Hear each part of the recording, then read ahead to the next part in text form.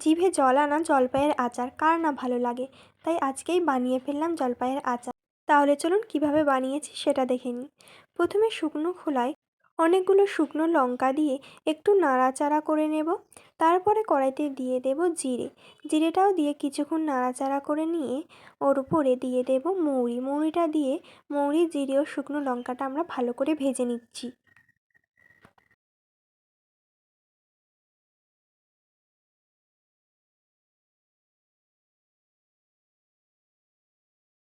মশলাটা ভাজা হয়ে গেছে। এবার আমরা এগুলো তুলে শিলে দিয়ে ভালো করে বেটে নেব। আপনারা মিক্সিতেও পেস্ট করে নিতে পারেন। এবার মশলাটা একটি পাত্রে তুলে নিচ্ছি। তারপরে আমরা কড়াইতে তেল দিয়ে দিচ্ছি। তেলের উপরে দিয়ে দেব ধুয়ে রাখা জলপাইগুলো।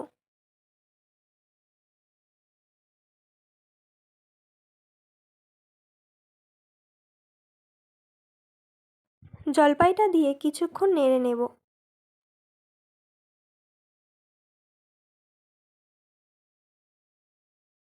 এবারে কড়াইতে জলপাইয়ের উপরে দিয়ে দেব হলুদ গুঁড়ো ও স্বাদ মতো লবণ দিয়ে আমরা জলপাইটা অনেকক্ষণ ধরে নাড়ব।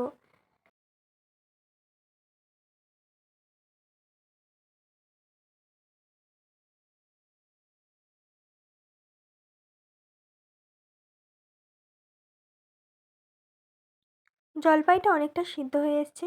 এবার আমরা উপর থেকে অনেকটা পরিমাণে চিনি দিয়ে দেব।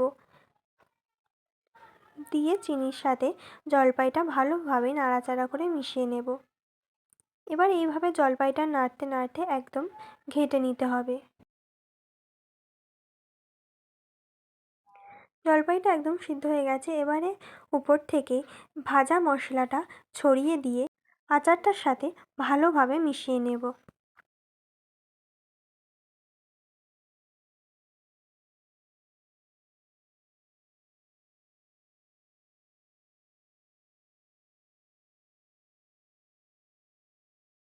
তৈরি জিভে জল আনা টক ঝাল মিষ্টি জলপাইয়ের আচার।